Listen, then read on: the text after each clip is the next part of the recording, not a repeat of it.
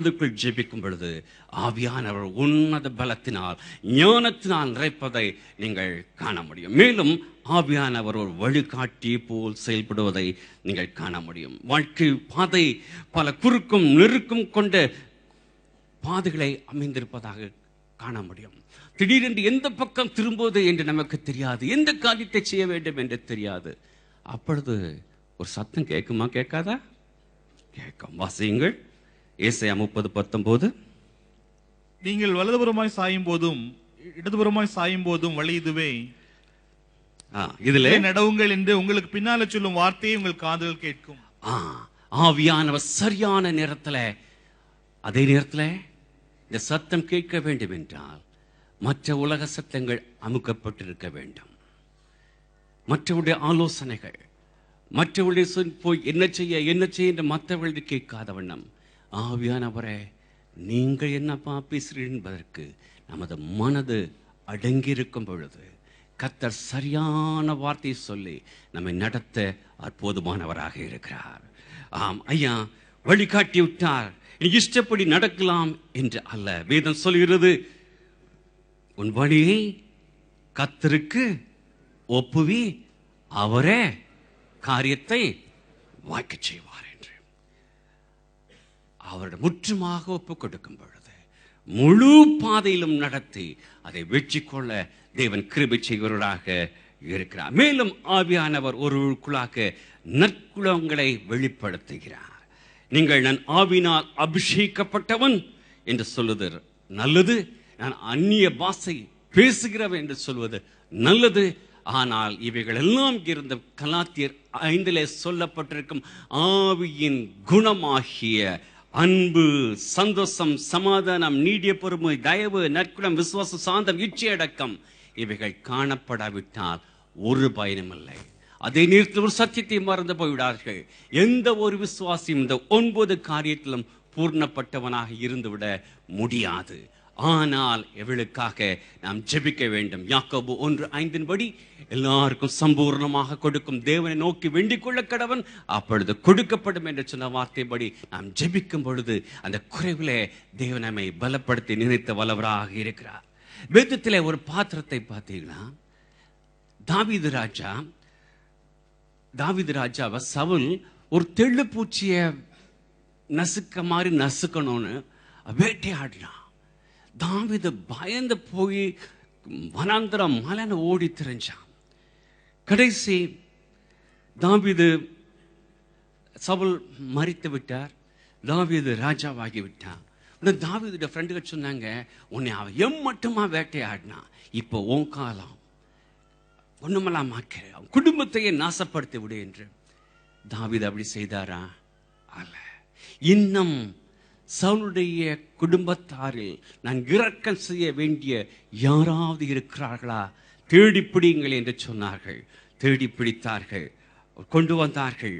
மேவிபோசேத், சவுலின் பேரனாகிய 2 காலம் உடமாய் போந்த மேவிபோசேத், அவனுடைய பேரு அர்த்தமே பாகாலின் போர் வீரன். அப்படிப்பட்டவனை கொண்டு வந்தார்கள். அவனையும் அவனுடைய மகனையும் மீகாவையும் தன்னுடைய பந்திலே கடைசி வரைக்கும் வைத்து போஷித்தார். ஆம், ஆவியானவர் ஒருவரால் மட்டுமே நம்மில் பாவ குற்ற உணர்வுகளை கொடுத்து மீட்பரண்டை நம்மை வழிநடத்தி, ஆவியானவர் மட்டுமே நம்முடைய துன்பங்களில் உண்மையான ஆறுதலை கொடுத்து நம்முடைய பலவீனங்களை பலப்படுத்தி சரியான பாதையிலே நம்மை வழிநடத்தி உள்ளான மனிதர்ல தெய்வீக குணங்களை கொடுத்து சரியான பாதையில் நடத்தப்படும். அருமையா பெர்க்மேன் சார்கள் அழகாக பாடுகிறார்கள், ஆவியான எங்கள் அன்பு தெய்வமே அடியோரை ஆட்கொண்டு நடத்துமே.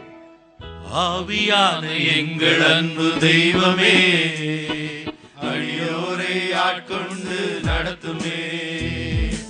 ஆவியான எங்கள் அன்பு தெய்வமே அடியோரை ஆட்கொண்டு நடத்துமே.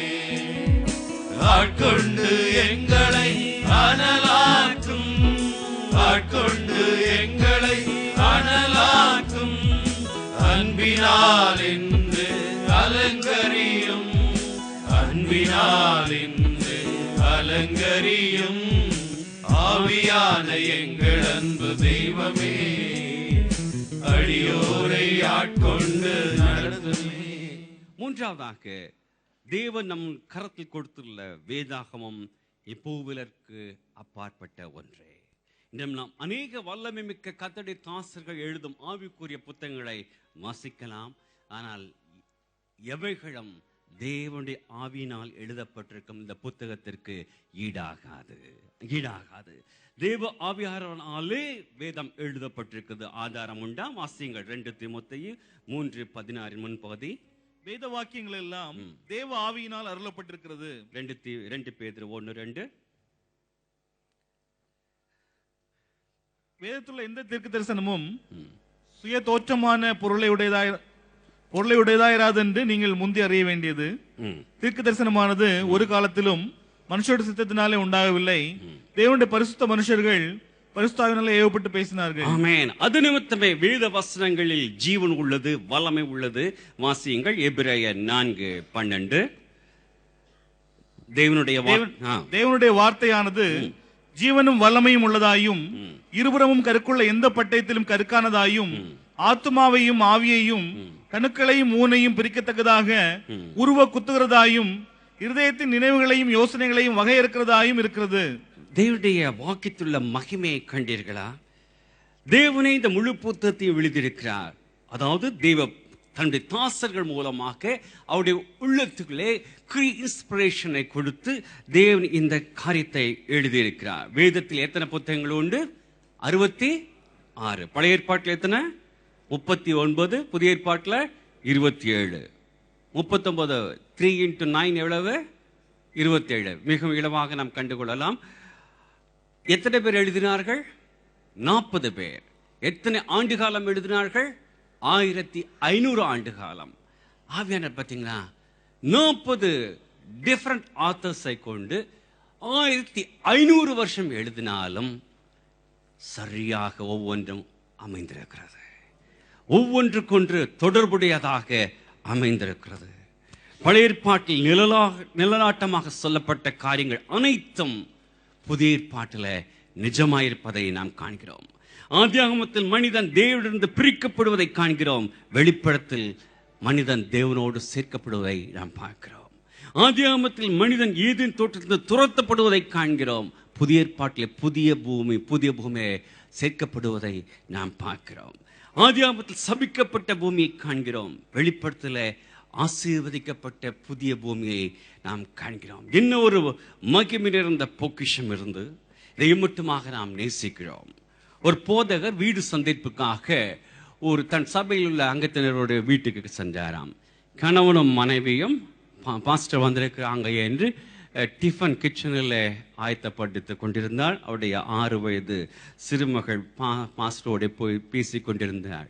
அவள் சொன்ன, பாஸ்டர், எங்க பைபிளில் என்ன இருக்குன்னு எனக்கு நல்லா தெரியும்னா.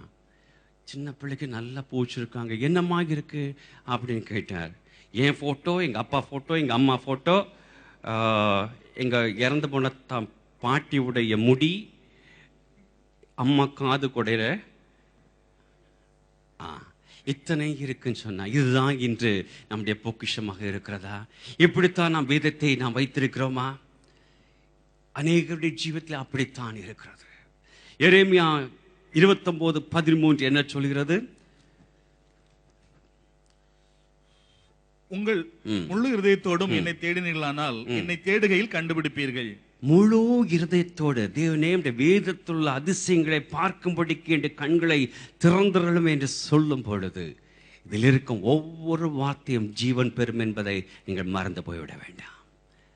ஜீவனுள்ள வார்த்தைகள் ஐயா. இது ரஷ்யாவில் நடந்த ஒரு உண்மை சம்பவத்தை சொல்ல விரும்புகிறேன். மாஸ்கோவில் பிரசித்தி பெற்ற நாடக கலைஞர் அலெக்சாண்டர் ரூஸ்வாஸ், அந்த ரஷ்யன் செகண்ட் நேம் அலெக்சாண்டர் என்று எடுத்துக்கொள்வோம். அவர் ஒரு கிறிஸ்துவை பரிகசிக்கும் ஒரு நாடகத்தை நடிப்பதிலே அவர் முக்கிய பாத்திரத்தை எடுத்து வைத்துக்கொண்டார். ஜீசஸாக அவர் நடிக்கிறார். அந்த நாடகத்தின் பெயர் கிரைஸ்ட் இன் டக்சிடோ. டக்சிடோ என்பது அமெரிக்கன் இங்கிலீஷ். டக்சிடோ என்றால் டின்னர் சூட் என்று அர்த்தம். அதாவது டின்னர் சூட்டில் கிறிஸ்து என்பதுதான் அந்த நாடகத்தின் தலைப்பு.